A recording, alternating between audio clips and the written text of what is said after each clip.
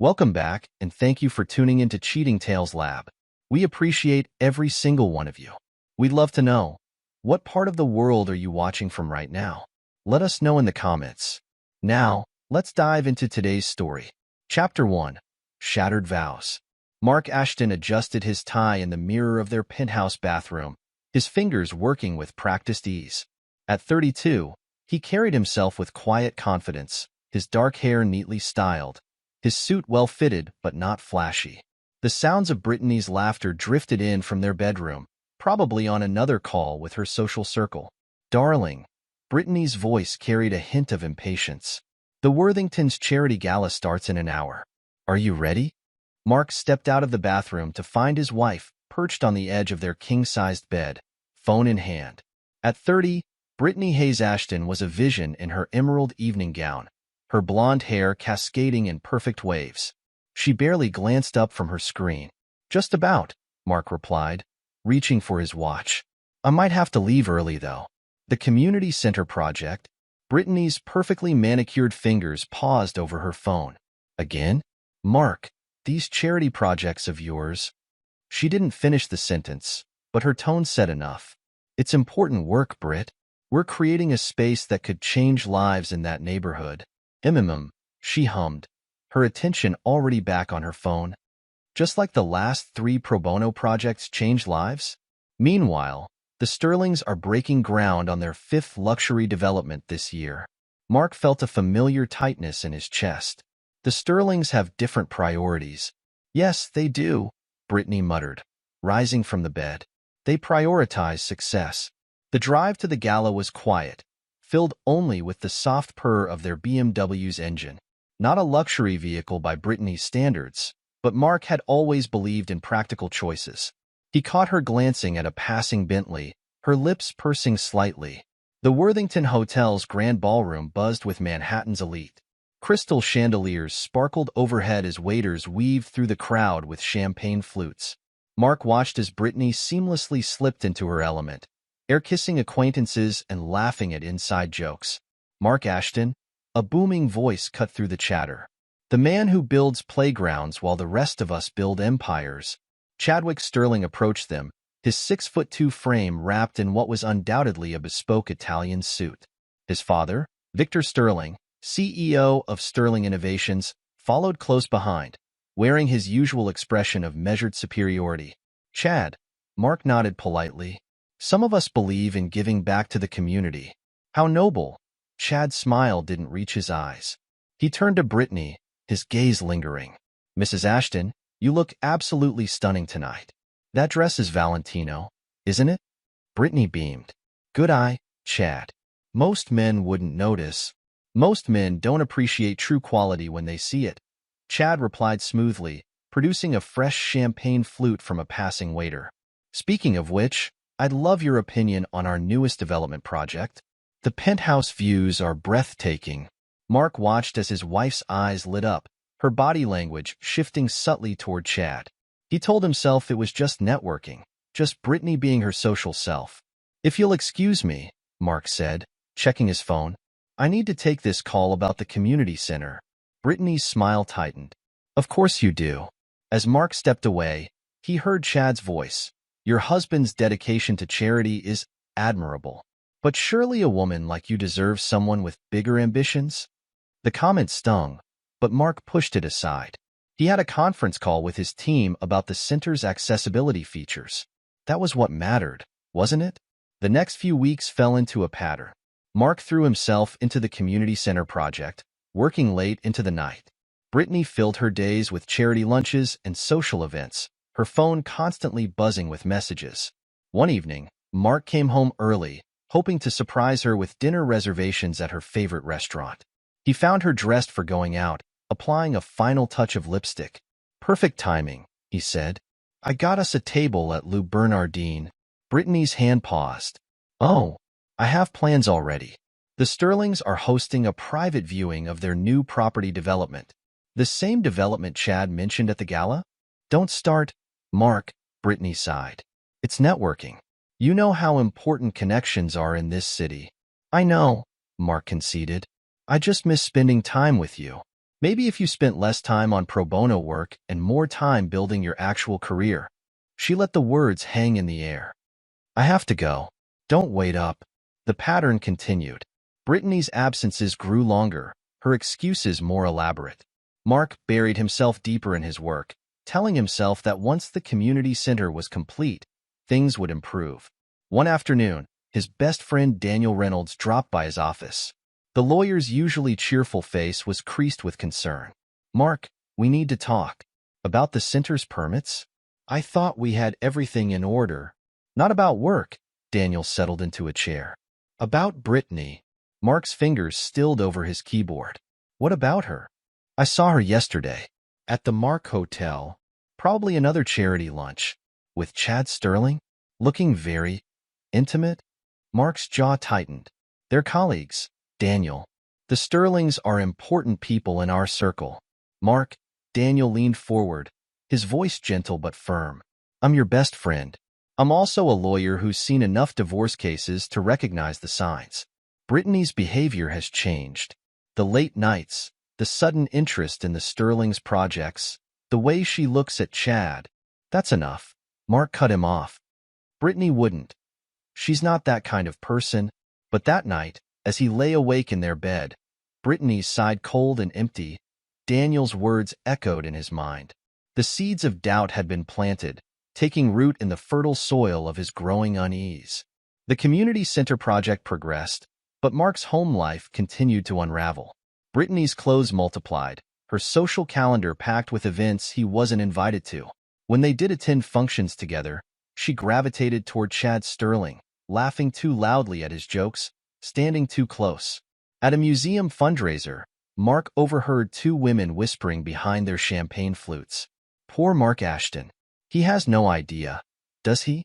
Brittany's been spending an awful lot of time at the Sterling's new development. Can you blame her? Chad Sterling is worth billions. Mark's just comfortable. The words burrowed under his skin, but he smiled and nodded through the evening, watching as his wife danced with Chad, their bodies moving with practiced familiarity. Later that night, as Brittany stumbled into their apartment, her cheeks flushed from champagne, Mark asked, "Are you happy with me?" She paused, mascara slightly smudged, looking at him as if seeing him for the first time. What kind of question is that? A simple one. Brittany laughed, but it wasn't the warm sound he'd fallen in love with. Happy? With your modest ambitions and your charity projects? While my friends vacation in Monaco and collect summer homes like stamps. She kicked off her heels. I'm surviving, Mark. That's different from happy. The words hit him like physical blows, but he maintained his composure. I thought we wanted the same things. A meaningful life, making a difference. We wanted those things in our 20s. She cut him off. I've grown up. Maybe it's time you did too. She disappeared into their bedroom, leaving Mark alone with the truth he'd been avoiding. The woman he loved was slipping away, and he didn't know how to stop it. Chapter 2. The Revelation. The autumn evening carried a bite of approaching winter as Mark drove home from the community center site. Construction was ahead of schedule, but his triumph felt hollow without someone to share it with. On impulse, he stopped at Brittany's favorite patisserie, picking up the chocolate eclairs she loved. The penthouse was quiet when he entered, the lights dimmed. "Britt?" he called out, setting the pastry box on the kitchen counter. No answer. A buzzing sound drew his attention. Brittany's secondary phone, the one she claimed was for work emergencies, lay forgotten on the marble countertop. As Mark moved to plug it in, a message notification illuminated the screen. Chad, miss you already. Can't wait for tomorrow. Our usual suite? Mark's hand trembled as he picked up the phone. More messages appeared. Brittany, last night was amazing. Mark's working late again. His loss. Chad, he doesn't deserve you. A woman like you needs a real man, not some charitable architect playing at success. Brittany, soon, baby. Just need to handle things delicately. Don't want to mess up the prenup. The pastry box fell to the floor as Mark scrolled through months of messages, each one more damning than the last. Pictures, hotel receipts, private jokes about his obliviousness. His world contracted to the glowing screen in his hands, reality crumbling around him. The sound of keys in the door barely registered. Brittany swept in, shopping bags on her arm, humming softly. She froze when she saw Mark standing in the kitchen, her phone in his hand. "Mark." Her voice wavered. "What are you doing with my phone?" He looked up, his face carved from stone. "How long?" "I don't know what you're—" "Don't." The word cut through the air like a blade. "How long?" Brittany's facade cracked, then shattered. Her laugh was brittle, cutting. "Long enough to know what I've been missing." "Missing?" Mark's voice was dangerously quiet. "We built a life together. We had dreams, plans." "Your dreams, Mark. Your plans." She dropped her shopping bags, her perfect mask falling away to reveal something harder, colder. "Community centers and affordable housing? While I watch my friends jet off to Paris for lunch.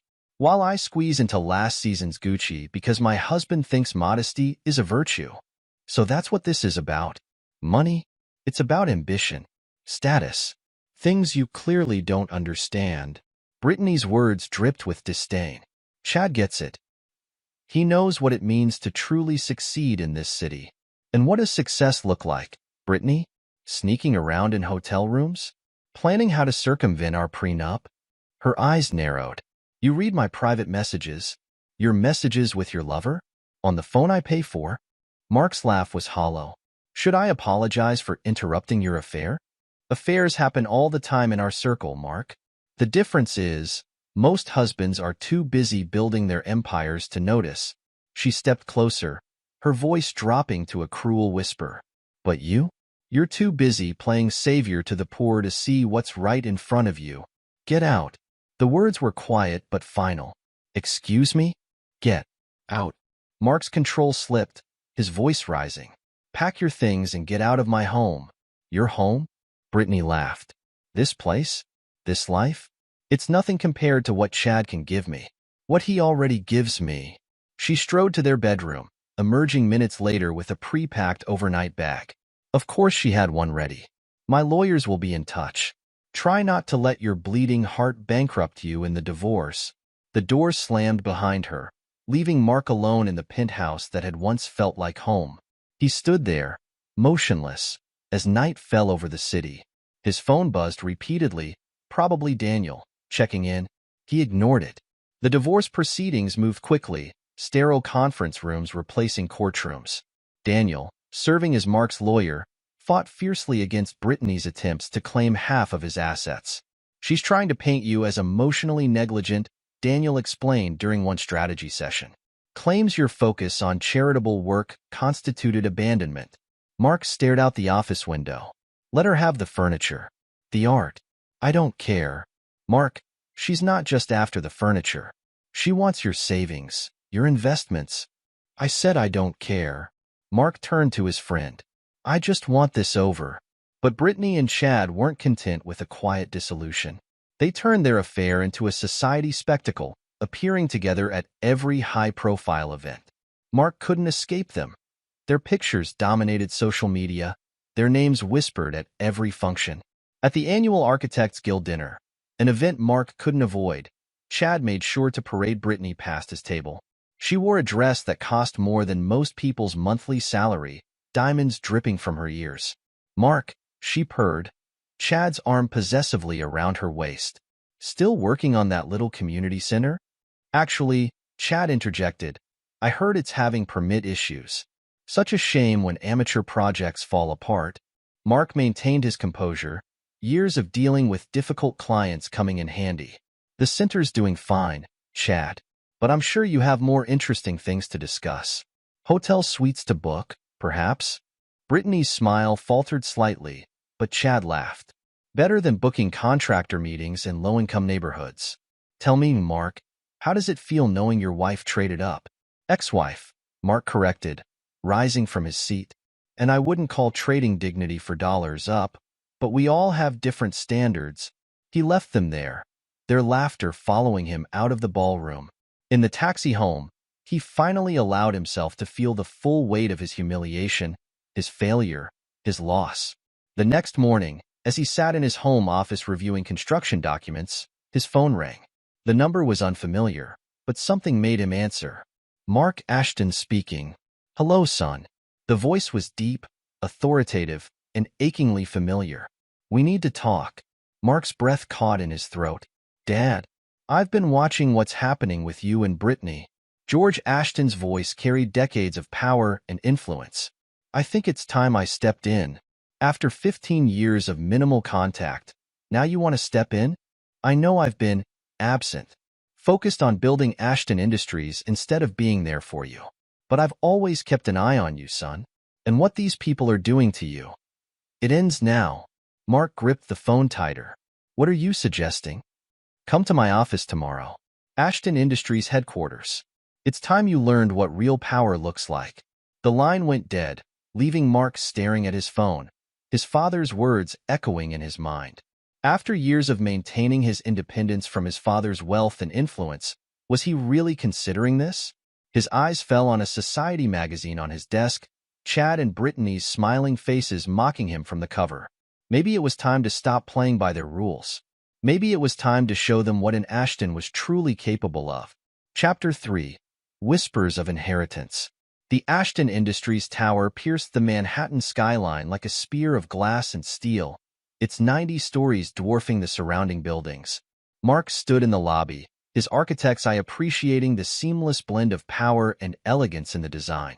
How many times had he passed this building, pretending it had nothing to do with him? Mr. Ashton, a polished executive assistant, approached him. Your father is expecting you. Please, follow me. The elevator ride to the top floor was silent, each passing floor marking another step toward a confrontation 15 years in the making.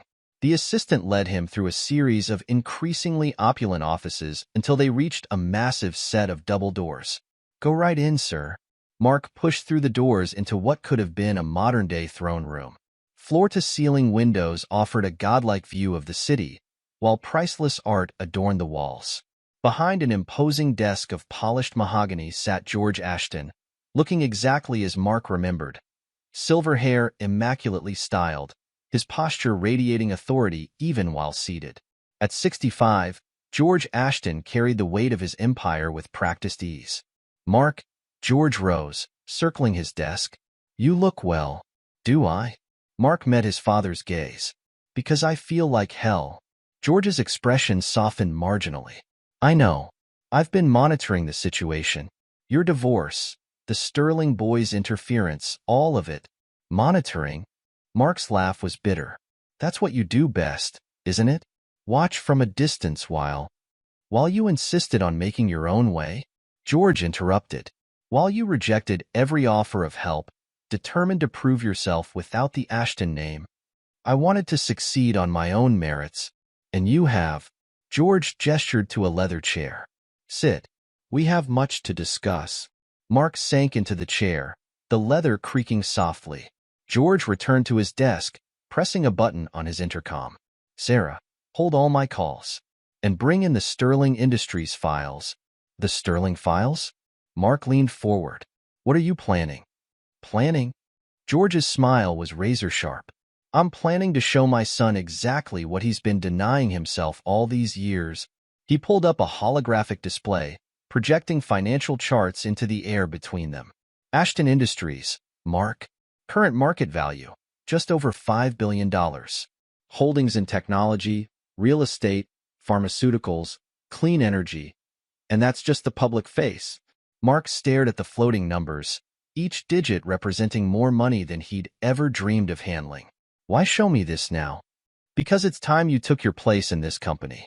Not as my son, but as my successor. The word hung in the air between them. Successor. Mark's mind raced with implications, possibilities, consequences. And the Sterlings? Victor Sterling's company? A minor holding in our portfolio. One that's about to become even more minor. George's eyes glittered. Did you know Sterling Innovations is facing a hostile takeover? No? That's because it hasn't happened yet. A knock at the door interrupted them. The assistant entered with a thick folder, placing it on George's desk before quietly withdrawing. Your friend Daniel, George continued, he's a good lawyer, but he's fighting this battle with a pocket knife. I'm offering you a nuclear arsenal. Mark stood, pacing to the windows.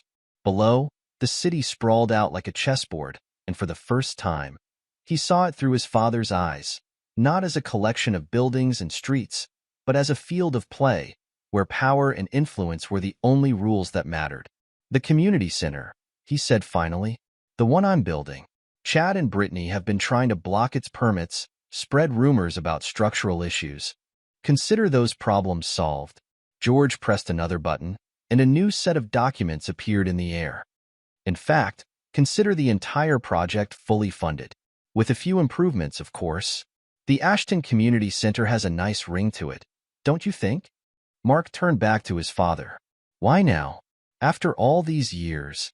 Because watching that gold-digging socialite and her trust fund boy toy try to destroy my son's life has awakened something in me. George stood, his presence filling the room. Something I should have embraced years ago. Fatherhood. The moment was interrupted by a commotion outside. Voices raised, protests from the assistant, then the doors burst open. Brittany strode in, Chad and Victor Sterling close behind. She wore a suit that probably cost more than most cars, her face a mask of practiced disdain. The mask slipped momentarily when she saw Mark. "What are you doing here?" she demanded, then caught herself, lips curving into a cruel smile. "Did you come here to beg for a job, poor boy?" Chad laughed, adjusting his Italian silk tie. "Sorry, old sport, but poor men aren't allowed in this building." Victor Sterling stepped forward, all corporate smoothness. "George, I wasn't aware we had company. Perhaps we should reschedule our meeting." "Oh no." George's voice cut through the room like Arctic wind. "This meeting is happening exactly when it should." He turned to Victor. "You're fired." The words dropped into the silence like stones into a pond. Victor's face drained of color. "What?" "Fired. Terminated. Released from your position." George's smile was terrifying in its calmness. "And once the board reviews the evidence of your incompetence and your son's corporate espionage attempts, you'll be lucky if firing is all that happens." Chad's arrogance crumbled. "Corporate espionage? That's ridiculous." "Is it?" George pressed another button, and new documents filled the air. "Shall we discuss the attempted sabotage of the community center? The falsified permit issues? The bribes to city officials?" Brittany stepped back, her heels catching on the plush carpet. Her eyes darted between Chad, who looked increasingly panicked, and Mark, who stood silently beside his father. "You can't do this," Victor protested. "Sterling Innovations is now majority-owned by Ashton Industries," George finished. "Has been for months, through a series of shell companies. I was waiting for the right moment to reveal that particular card." He turned to Mark. "Would you like to do the honors, son?" Mark stepped forward, feeling the weight of the Ashton name settling onto his shoulders like armor. "Get out. All of you." "Mark," Brittany's voice turned pleading, her mask cracking completely. "You don't understand. I never meant—" "Save it for the tabloids," Mark cut her off. "I'm sure they'll be very interested in this story. The social climbing trophy wife, the trust fund playboy, and the corporate corruption that brought them all down." Chad's face contorted with rage. "This isn't over, Ashton." "Oh, but it is," George said softly. "Security will escort you out. And do remember, this building doesn't allow poor people." As security led the shell-shocked trio away, Mark turned to his father. The office felt different now, less like a foreign territory and more like an inheritance, a birthright he denied for too long. "Thank you," he said simply. George nodded, understanding all the words unspoken between them. "Welcome to Ashton Industries, son. Shall we begin?" The sun was setting over Manhattan, painting the sky in shades of amber and gold. In his father's office, high above the city that had nearly broken him, Mark Ashton began to learn what real power looked like. The fall was over. The rise was about to begin. Chapter 4. The Phoenix Rises. Mark's fingers traced over the embossed business cards on his new desk. Mark Ashton, Senior Executive Director, Ashton Industries. The weight of the title pressed down on him like a physical thing. 3 months had passed since the confrontation in his father's office, and the learning curve had been steep. "Your 9 o'clock is here, Mr. Ashton." His assistant's voice crackled through the intercom. "The infrastructure development team." "Send them in, Claire." 6 executives filed into his office, their nervous energy palpable. Mark had earned a reputation for thoroughness, bordering on ruthlessness in project reviews. George's training had been intensive, relentless. "Show me the plans," Mark commanded, and holographic displays sprang to life, showing detailed projections of upcoming developments. As the team presented, Mark's mind wandered to his father's words from their morning meeting. "Power isn't about making people fear you, son.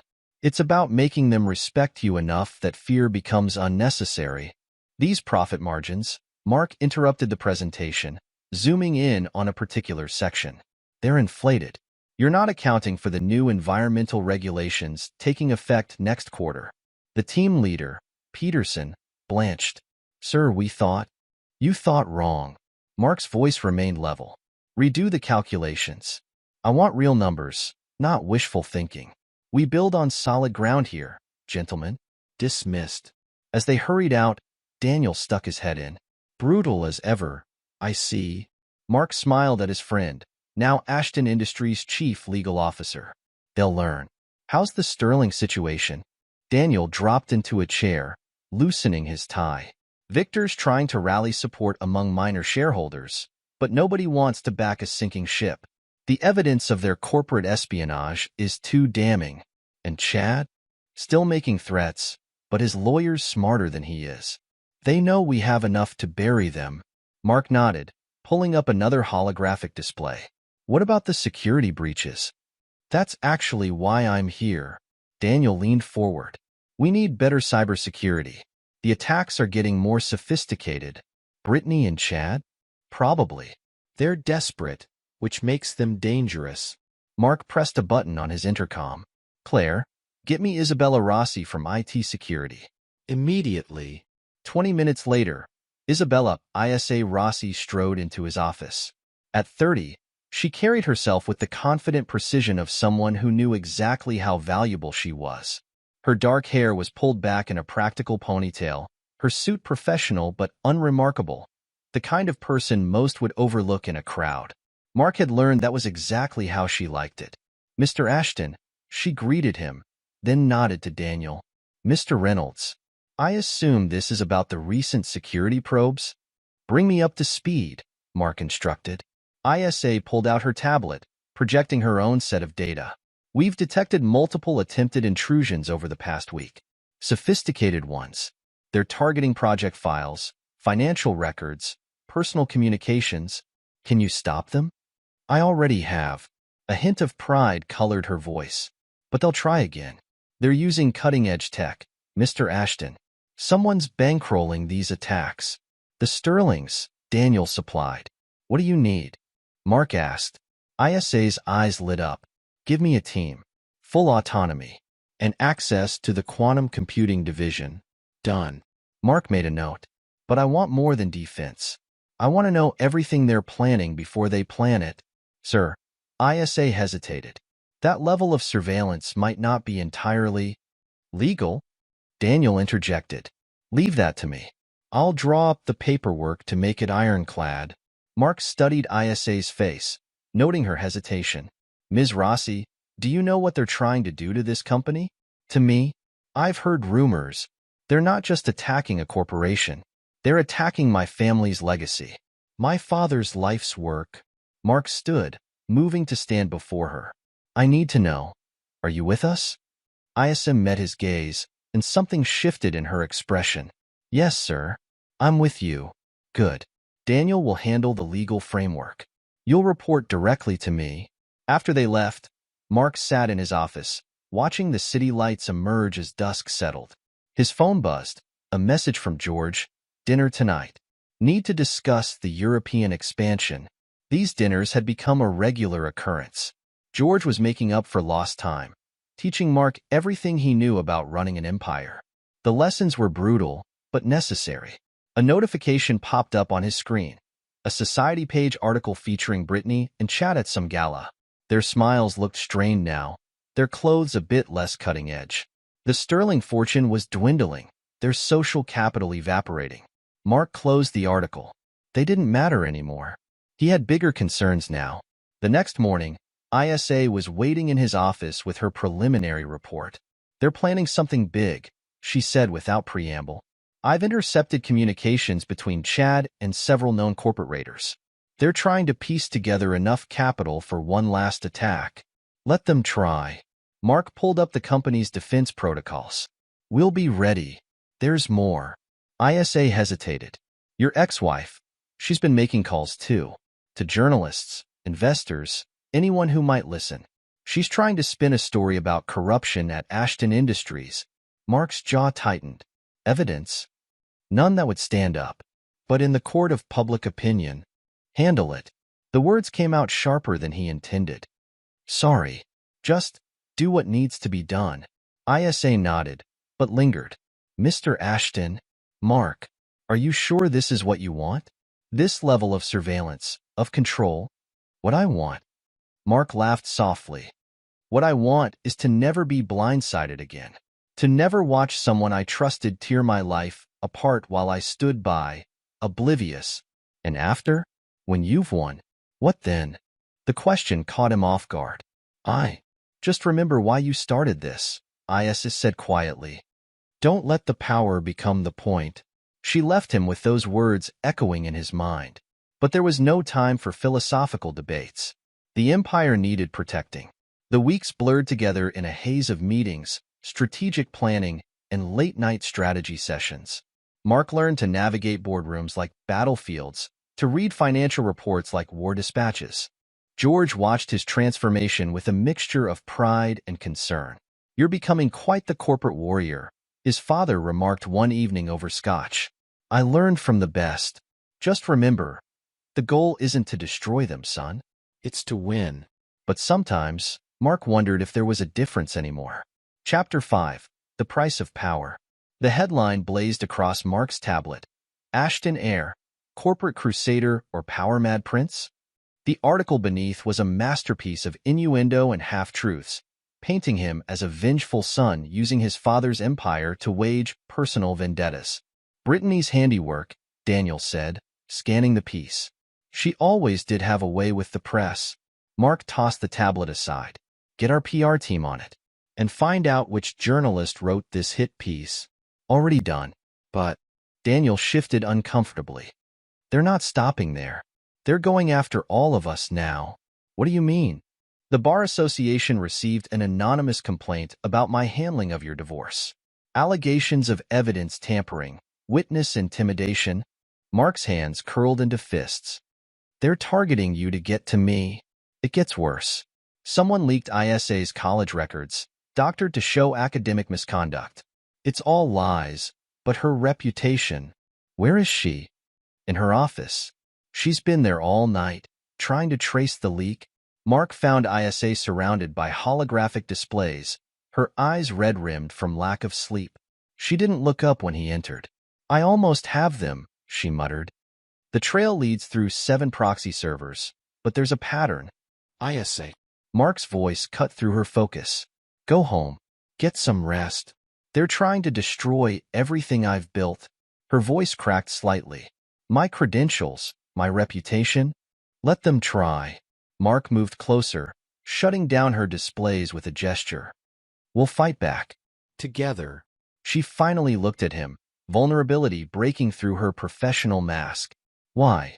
Why risk your own reputation defending me? Because you're one of mine now. And I protect my people. The words hung between them, heavy with unspoken meaning. For a moment, neither moved.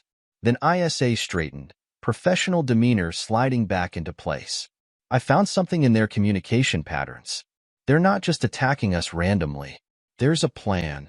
Show me. She brought up a new display, showing a complex web of connections.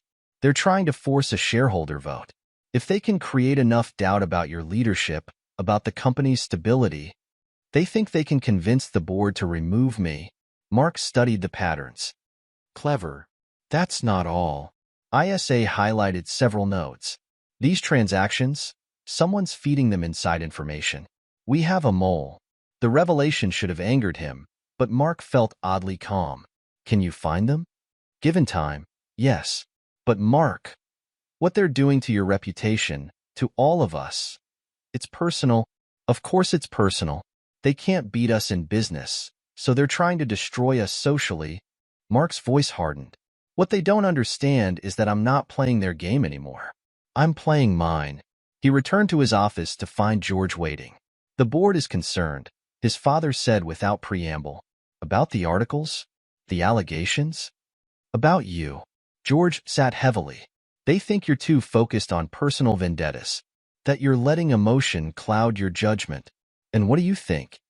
I think you're becoming exactly what they accused you of being. George's voice was gentle but firm. A man consumed by power and revenge. They started this, and you'll finish it. But at what cost? George stood, moving to face his son. I taught you how to wield power, Mark. But I never meant for it to wield you. The words stung because they contained a kernel of truth. Mark had changed. He felt it in the way people looked at him now. With respect, yes, but also fear. Even Daniel seemed hesitant around him sometimes. That night, unable to sleep, Mark found himself in the office gym, pounding a punching bag with measured fury. He didn't hear Isa enter until she spoke. Your form's terrible. He stopped, breathing hard. Didn't know you were a boxing expert. There's a lot you don't know about me. She moved closer, adjusting his stance. You're telegraphing your moves. Makes you predictable, like I'm being now, with the Sterlings. You said it, not me. She stepped back. But yes, you're letting them dictate your actions. Dancing to their tune. What would you suggest? Stop reacting. Start thinking strategically.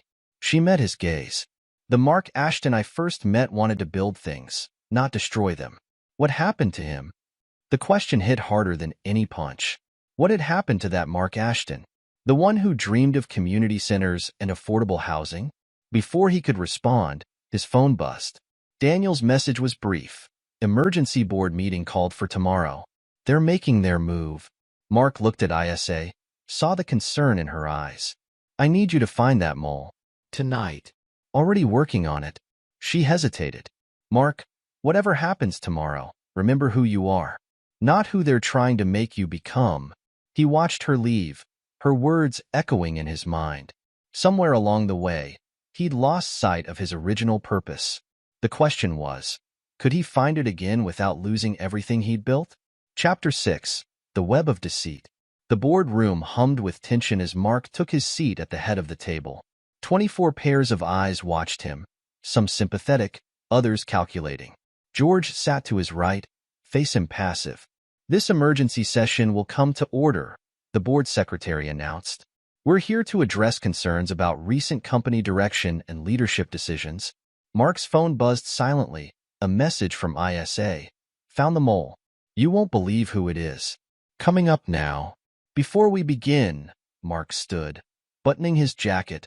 I believe we have some housekeeping to address.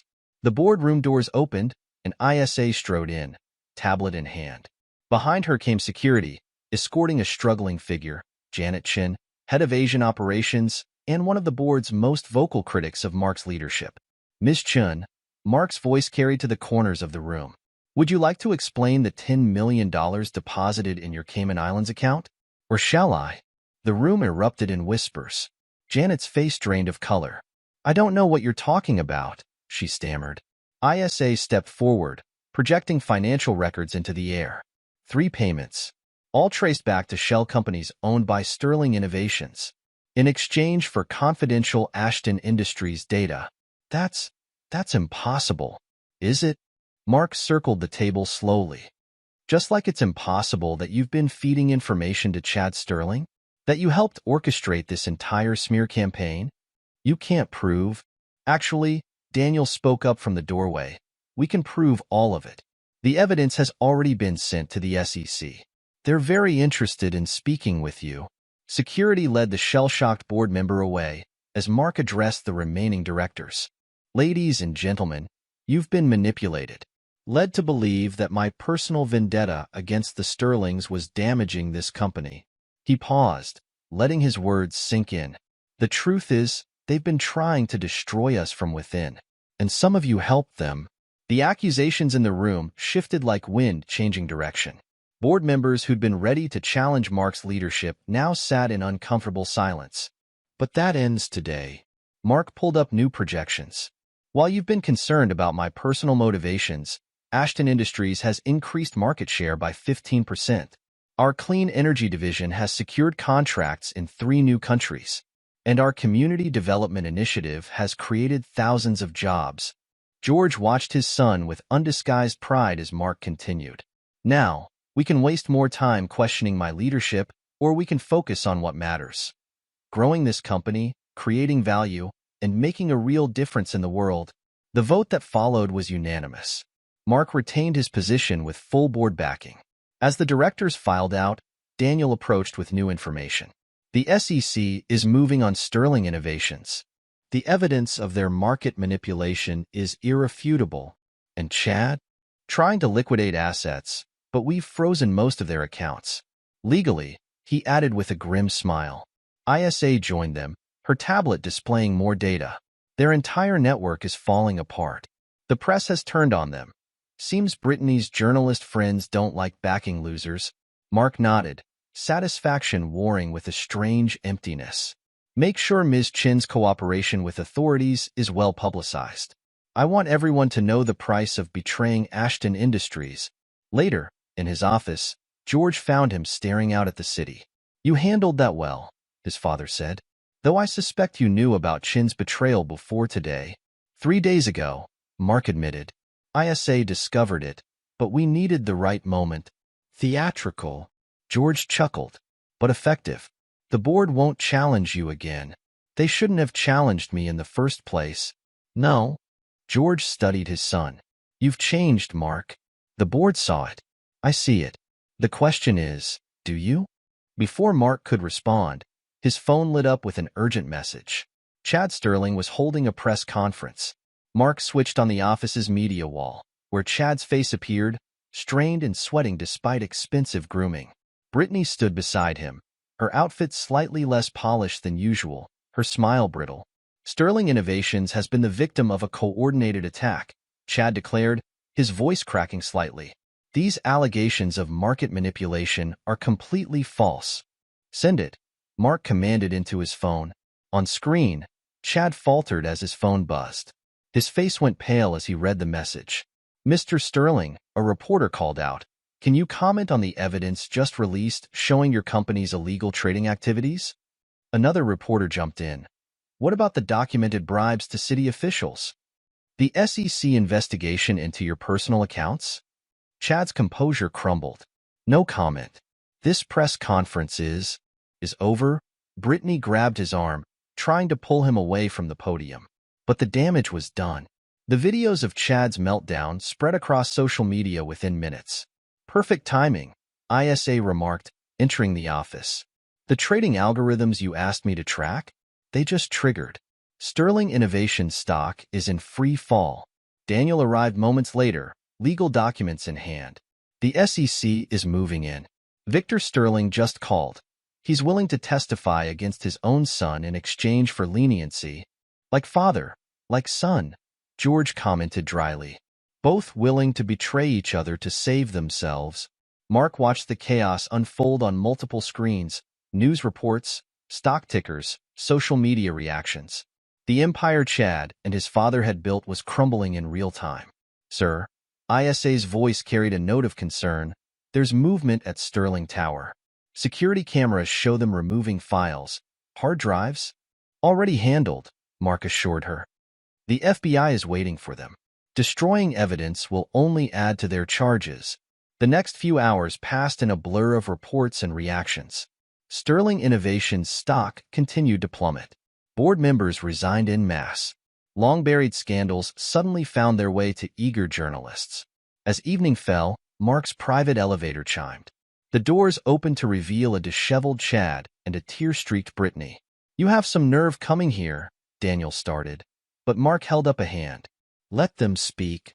Please. Brittany stepped forward, her voice trembling. You've made your point. You've won. Just tell us what you want. What I want. Mark's voice was eerily calm. I want you to understand exactly what you did. Not just to me, but to everyone you've hurt with your games and schemes. We can make a deal, Chad tried, desperation evident in his voice. We have information about other companies. Other executives? Always trying to trade up, aren't you? Mark cut him off. Always looking for the next better deal, the next person to betray. He slid a folder across his desk. These documents detail your crimes, the corporate espionage, the market manipulation, the bribes. The FBI has copies. The SEC has copies. The only question is, do you want to cooperate now, or make things worse for yourselves? Chad grabbed the folder, hands shaking as he read. This will destroy us, like you tried to destroy me? Mark stood. The difference is, I'm doing this legally. Everything documented, everything by the book. Mark, Brittany's voice cracked. Please, I'm sorry. I never meant. Save your performances for the court, he interrupted. You'll need them. Security arrived to escort them out. As they reached the door, Mark called after them. Oh, and Chad? Remember what you said about poor men not being allowed in this building? He smiled coldly. You might want to start getting used to being poor. After they left, silence fell over the office. George placed a hand on Mark's shoulder. It's done, son. You've won. Mark stared out at the city lights, feeling strangely hollow. Have I? Sometimes I wonder what winning really means. It means you survived, ISA said quietly. You fought back and you won. But at what cost? Mark turned to face them. His father, Daniel, ISA, the people who had stood by him through it all. Look at what I've become. You became what you needed to be, George replied. The question is, what will you become now? The question hung in the air, unanswered. Mark Ashton had risen from the ashes of his old life, transformed into something powerful, formidable. But as he stood in his tower, watching his enemies retreat, he wondered if the price of power might be higher than even he had calculated. The night deepened over Manhattan, the city's lights twinkling like stars. In offices across town, the remains of sterling innovations crumbled. In penthouses and clubs, the social elite whispered about the fall of Chad and Brittany. And in his office atop Ashton Tower, Mark Ashton contemplated the true cost of victory. Act Two had reached its end. The phoenix had risen, vengeance had been achieved. But the story wasn't over. For in the depths of triumph, new questions arose, questions about purpose, redemption, and the weight of power. But those answers would have to wait for another chapter. Chapter 7. Choices and Consequences. The mahogany conference table in Mark's office seemed to stretch endlessly as Chad Sterling and Brittany sat across from him, their lawyers flanking them like nervous sentinels. The morning sun illuminated the room, highlighting the deep circles under Chad's eyes and the slight tremor in Brittany's manicured hands. Here's our offer. Chad's lawyer pushed a document folder across the table. Mr. Sterling is willing to provide detailed information about corporate irregularities at Maxwell Industries and Thomson Global. Information that could be valuable to Ashton Industries. Mark didn't touch the folder. More betrayals? That's your bargaining chip? Information is power. Chad leaned forward, desperation bleeding through his practiced confidence. These companies, their CEOs, they're all dirty. We can help you take them down. The way you tried to take me down? Mark's voice remained level. The way you're trying to sell out your father's associates to save yourself? Brittany placed her hand on Chad's arm, silencing him. Mark, please. We're trying to make this right. Make it right. Mark finally opened the folder, scanning its contents. You're trying to trade other people's secrets to escape consequences. That's not making anything right. That's just being who you've always been. We're facing serious prison time, Chad's lawyer interjected. My client is merely trying to do what he always does. Mark cut him off. Find someone else to step on. He closed the folder. The answer is no. You're making a mistake. Chad's composure cracked. These people, they're worse than us. They've done things. I don't care what they've done. This isn't about them.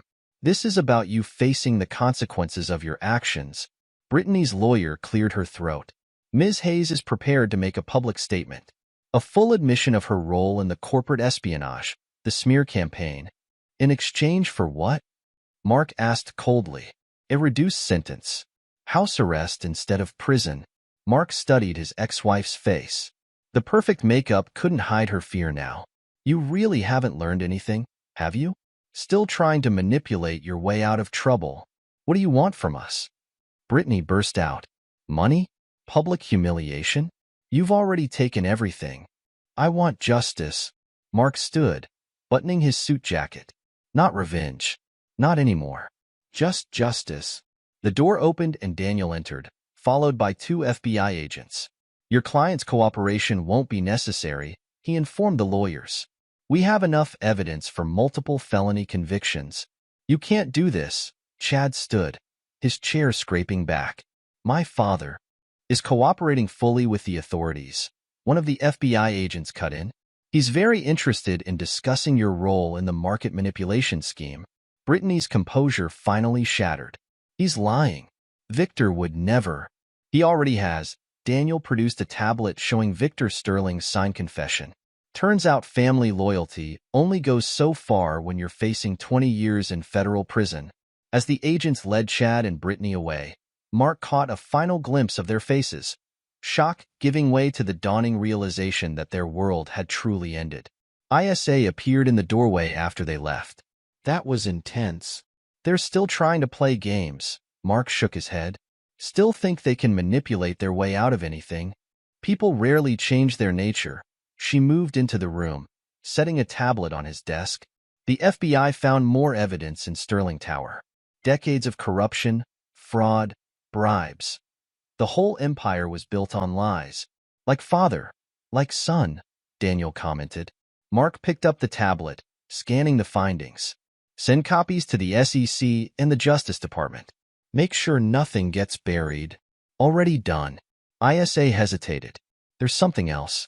Brittany's been trying to contact your father. Mark's head snapped up. What? She sent him a private message, claiming she has information about threats to Ashton Industries. Information she'll only share with him personally. More manipulation, Daniel scoffed. She's desperate. Probably. ISA agreed. But what? But people do desperate things when they're cornered. Maybe we should at least hear what she has to say. Mark studied ISA's face, noting the concern in her eyes. You think she's actually found something? I think dismissing her entirely might be a mistake. Even a cornered rat can be dangerous. The metaphor hung in the air as Mark considered his options. Set up a meeting. But not with my father. With me. Mark, Daniel started to protest. In a public place, Mark continued. Somewhere neutral. And have security standing by. ISA nodded, making notes on her tablet. I'll arrange it. Later that evening, Mark sat in his father's study, sharing the day's events over aged scotch. You're taking an unnecessary risk, George warned. Meeting with her serves no purpose. Maybe. Mark swirled the amber liquid in his glass. But something about this feels wrong. Brittany's manipulative, yes, but she's not stupid.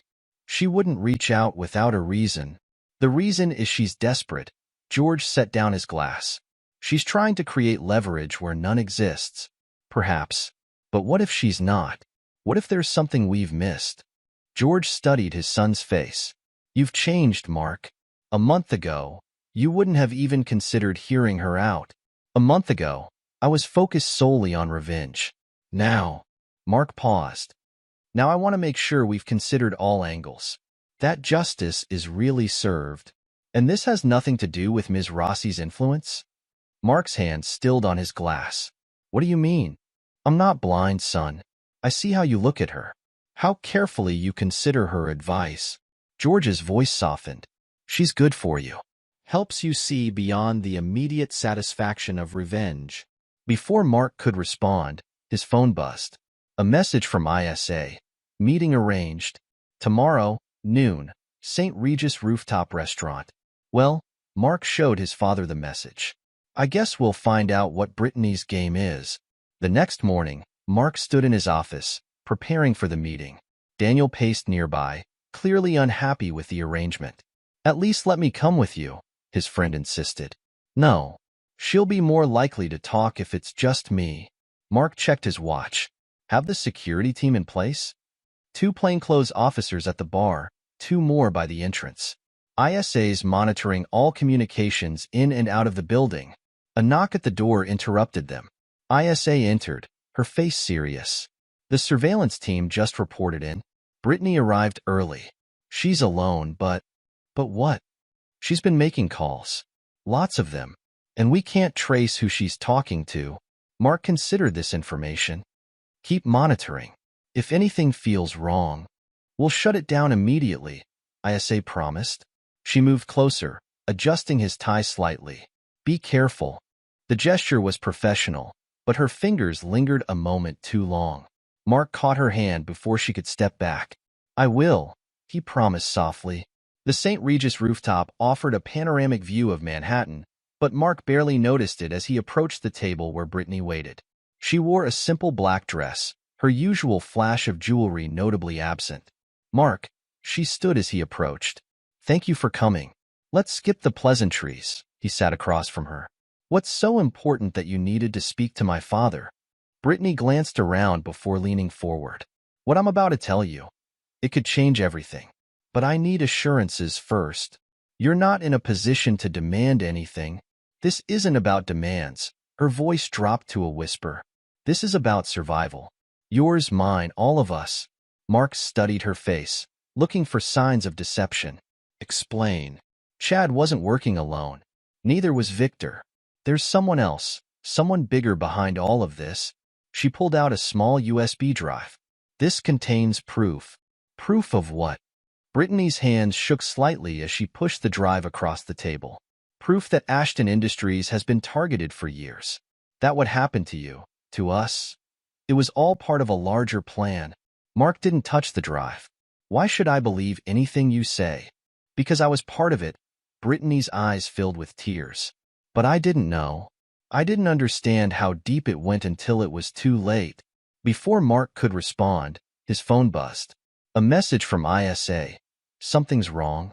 The drive is emitting a signal. Don't touch it. Mark's training kicked in. He stood smoothly, buttoning his jacket. This meeting is over. Mark, please. Brittany reached for his arm. You don't understand. I understand perfectly. He signaled to the security team. That drive contains malware, doesn't it? A Trojan to infiltrate Ashton Industries systems? Brittany's face crumbled. They made me do it. They said if I didn't. Who made you? Who are you working for? But before she could answer, chaos erupted in the restaurant. Shots rang out, patrons screamed, and Mark felt himself being tackled to the ground by security as glass shattered overhead. Through the chaos, he caught a glimpse of Brittany being rushed away by unknown figures. Her last look back at him carried something he'd never seen in her eyes before. Genuine fear. Chapter 8. The Scales of Justice. The executive boardroom at Ashton Industries hummed with tension as Mark paced before the assembled team. 24 hours had passed since the chaos at the St. Regis, and the pieces were finally coming together. The drive contained a sophisticated virus, ISA reported, her fingers flying over her keyboard. If it had connected to our systems, it would have given someone complete access to everything: finances, projects, personal data, and the shooters? Mark turned to his head of security. Professional hit team. They weren't trying to kill anyone. It was a distraction to extract Brittany. Extract her? Daniel frowned. Or eliminate her. She's alive.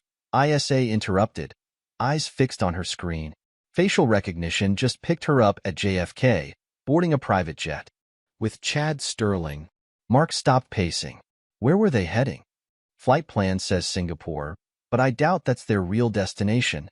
They're running, Daniel concluded. No. Mark shook his head. They're being moved. Someone wants them out of reach. George entered the room, his face grim. Victor Sterling was found dead in his cell an hour ago. Apparent suicide.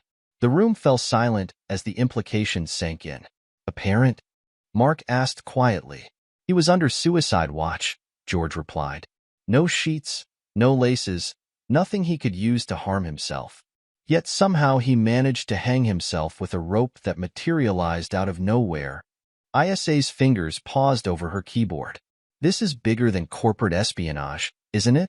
Much bigger, Mark agreed. Someone's cleaning house. Making sure Chad and Brittany can't talk, eliminating Victor. The question is, talk about what? Daniel leaned forward. What could be worth all this?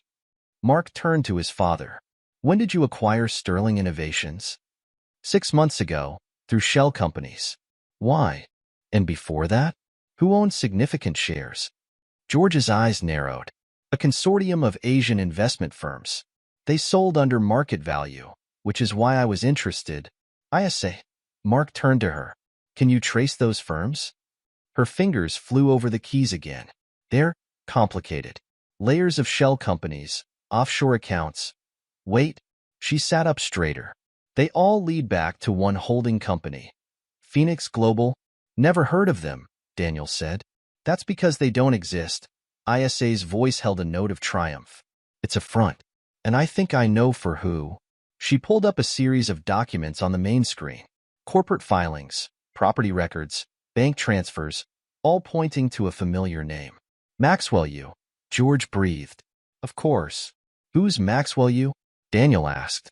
The most dangerous man in Asian finance, George explained. He's been trying to break into the American market for years, but regulators kept blocking him due to connections with organized crime. So he created Phoenix Global. Mark continued the thought. Used it to buy into companies like Sterling Innovations. But why target us?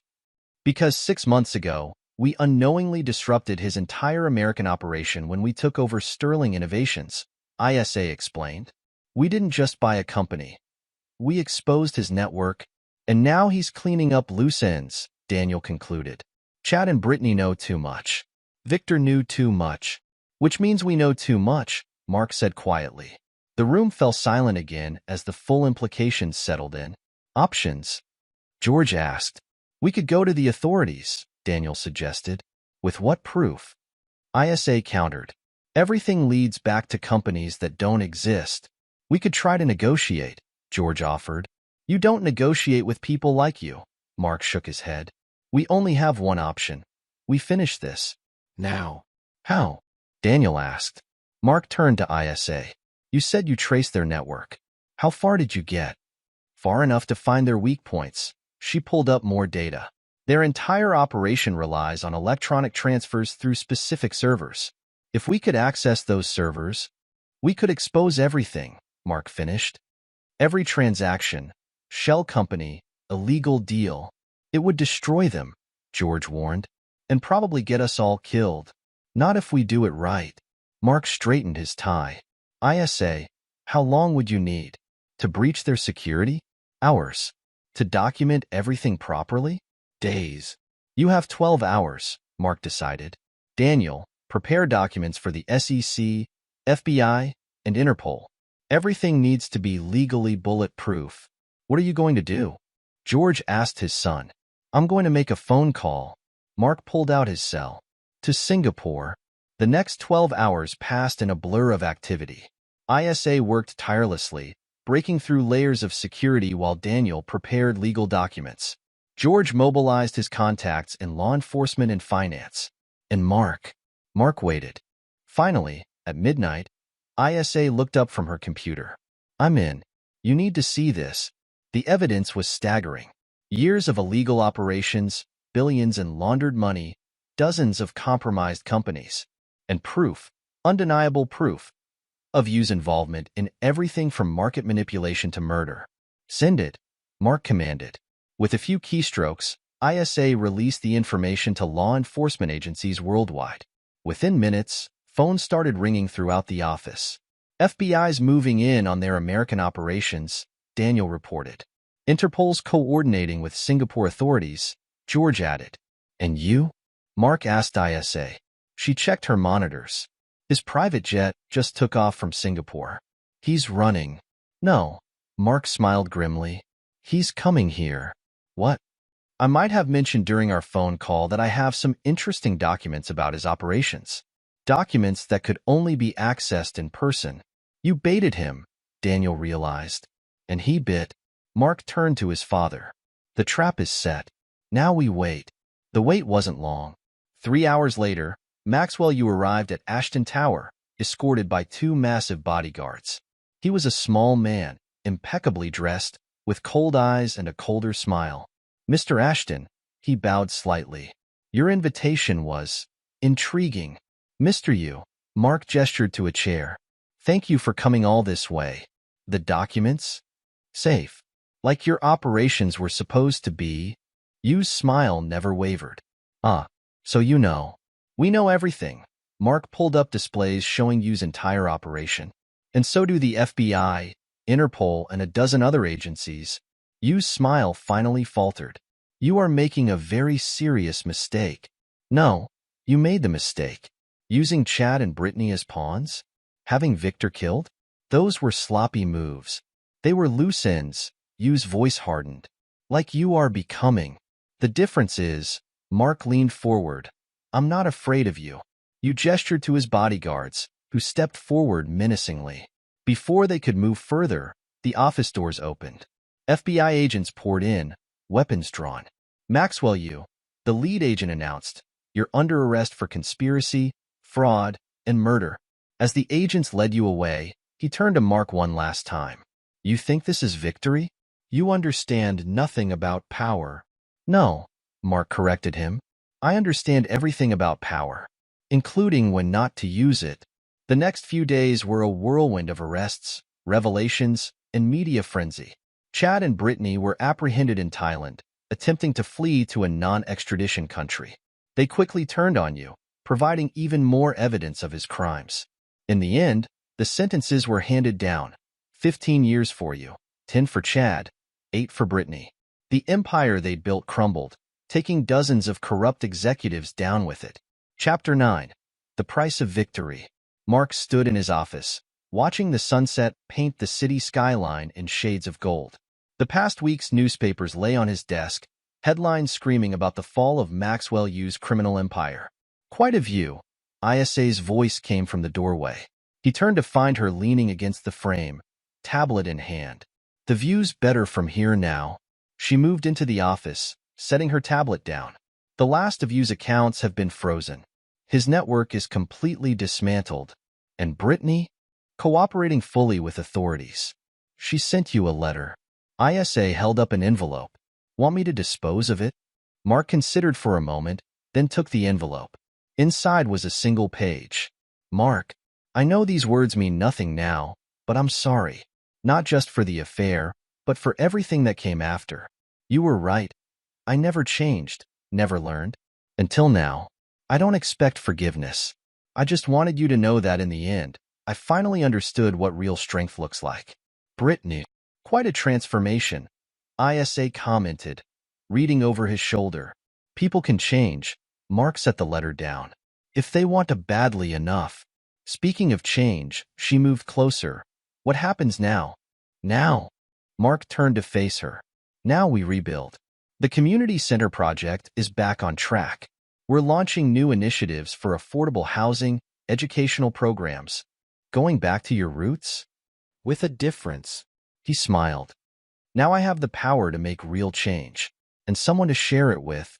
ISA's breath caught as he took her hand. Mark, you've been by my side through all of this, he continued, keeping me grounded, reminding me who I really am. I couldn't have done any of this without you. I just did my job. No, he pulled her closer. You did much more than that. You showed me that revenge isn't the answer. That real power comes from using your strength to help others. And now I'd like to see where this goes. If you're interested. Instead of answering, ISA leaned up and kissed him. When they parted, both were smiling. A knock at the door interrupted them. George entered, followed by Daniel. Hope I'm not interrupting. George's eyes twinkled knowingly. Perfect timing. Actually, Mark kept hold of ISA's hand. We were just discussing the future. About that, Daniel held up some papers. The board approved all your new initiatives. The Ashton Foundation for Community Development is officially launched. And the old Sterling properties? Mark asked. Being converted into affordable housing and community spaces, George confirmed. Just like you wanted. Mark looked around at the people gathered in his office. His father, who had given him the tools to fight back. Daniel, who had stood by him through everything, and ISA, who had shown him a better way to use his power. You know, he said thoughtfully, when this all started, I thought victory meant destroying my enemies. Now I realize it means becoming someone they could never be. And who's that? ISA asked. Someone who uses power to build, not destroy. Someone who remembers where he came from. He squeezed her hand. Someone worthy of the people who believed in him. The sun had fully set now, the city lights twinkling like stars. In his office atop Ashton Tower, Mark Ashton had finally found his true purpose. The revenge that had driven him had transformed into something greater, a mission to make real change in the world. So, Daniel grinned. When's the wedding? ISA threw a pin at him while Mark laughed. George watched them all with paternal pride, seeing in his son the leader he had always hoped he would become. The story that had begun with betrayal and revenge had evolved into something more, a tale of redemption, of love found in unexpected places, and of power used for good rather than vengeance. Mark pulled ISA closer, thinking of all the possibilities ahead. He had learned his lesson about trust and true values, emerging stronger and wiser. Now, with ISA by his side and his newfound purpose clear, he was ready to write the next chapter of his life. One focused not on retribution, but on making a real difference in the world. The night deepened over Manhattan as they began making plans for the future. In his father's proud smile, Daniel's unwavering friendship, and ISA's loving gaze, Mark found something better than revenge. He found his true legacy. Epilogue. 5 years later, the Ashton Community Center buzzed with activity as children raced through its halls, their laughter echoing off walls adorned with colorful artwork. In the main atrium, a bronze plaque caught the morning light. The George Ashton Memorial Wing, dedicated to empowering future generations. Mark Ashton stood before the plaque, his fingers tracing his father's name. At 37, he carried himself with the quiet confidence of a man who had found his true purpose. The past 5 years had transformed both him and Ashton Industries in ways few could have predicted. The art therapy class is starting. ISA's voice came from behind him. She approached, her pregnant belly visible beneath her elegant maternity dress. You promised the kids you'd sit in today. Mark smiled at his wife of 4 years. Wouldn't miss it. How's our future CEO doing? Active. ISA rubbed her stomach. Takes after her father. Always busy, always planning. They walked together through the center, passing classrooms filled with children learning everything from coding to music. What had started as a single community center had grown into a network of facilities across the city, each offering education and opportunities to underprivileged communities. Daniel called. ISA mentioned as they walked. The latest round of housing projects just got approved. 20 new developments, all with integrated community spaces and educational facilities. He's done amazing work with the legal framework. Mark nodded. How's Sarah? Due any day now. He's nervous about being a first-time father. Tell him it gets easier, Mark chuckled, thinking of their 3-year-old son, George Jr., named after his grandfather who had passed away 2 years ago. They reached the art therapy room, where a dozen children sat at easels, their faces bright with concentration. The instructor, a familiar face, looked up as they entered. Mark, ISA. Brittany greeted them quietly. After serving 3 years of her 8-year sentence, Brittany had been released early for good behavior and cooperation. To everyone's surprise, she had reached out to Mark, not asking for money or favors, but for a chance to make amends. Now she taught art therapy at the center, working with children from troubled backgrounds. The kids are making real progress, she reported, her clothes and social climbing days long behind her. Tommy's especially talented. His work's being featured in the youth art exhibition next month. Mark watched as she returned to helping a young girl with her painting, noting how different she was from the woman who had once mocked his charitable work. Prison had changed her, but it was her own choice to become someone better that had truly transformed her. Later that afternoon, Mark sat in his office at Ashton Tower, reviewing quarterly reports. Under his leadership, Ashton Industries had evolved into something new, a corporation that measured success not just in profits, but in positive social impact. The Singapore expansion is complete, Daniel announced, entering with a stack of papers. At 37, his friend had grown into his role as chief legal officer, though he still maintained his quick wit and loyal heart. The new tech training center there will open next month, and the old Sterling properties? All converted. The last of the luxury developments has been reimagined as mixed-income housing with integrated community spaces.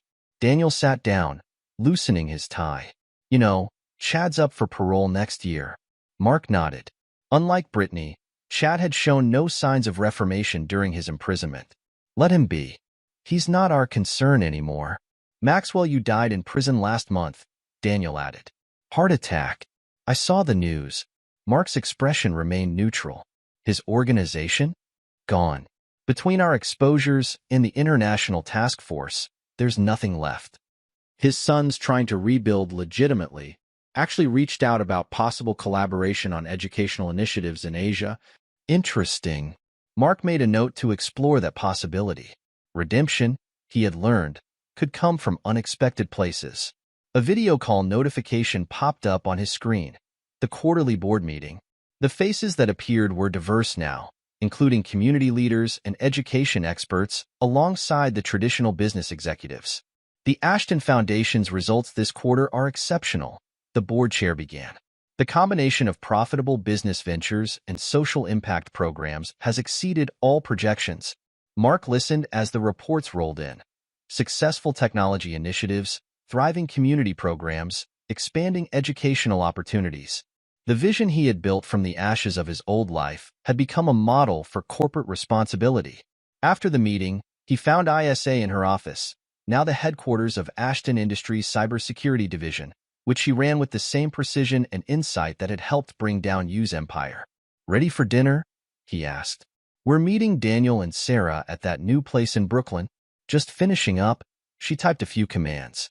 Did you see the latest security analysis? Someone tried to breach our systems yesterday. Serious? Amateur hour, she smirked. Probably corporate espionage, but nothing like what we dealt with before. Our systems are solid. As they rode the elevator down, Mark reflected on how much had changed. The wound of betrayal that had once driven him had healed, replaced by something stronger, a commitment to building rather than destroying. They picked up George Jr. from the Towers Daycare Center, where he spent his afternoons helping run the company, as he liked to tell anyone who would listen. At 3, he already showed signs of both his father's determination and his mother's sharp mind. The restaurant was in a neighborhood that had been transformed by one of their development projects. Where there had once been abandoned buildings, there now stood a vibrant community hub, surrounded by affordable housing and small businesses. Daniel and Sarah were waiting at their table, Sarah's pregnancy even more advanced than ISA's. The two couples had grown closer over the years. Their children would grow up together, just as Mark and Daniel had always hoped. To old friends, Daniel raised his glass of wine. And new beginnings, ISA added, touching her water glass to his. After dinner, as they walked through the neighborhood, Mark pointed out various buildings to his son, explaining how they had been transformed. George Jr. listened with wide eyes, already showing an interest in his father's work of building and improving. Daddy, the boy asked, why do you make buildings for people? Mark exchanged glances with ISA before answering. Because everyone deserves a chance to build a good life, son. And sometimes they just need someone to give them that chance.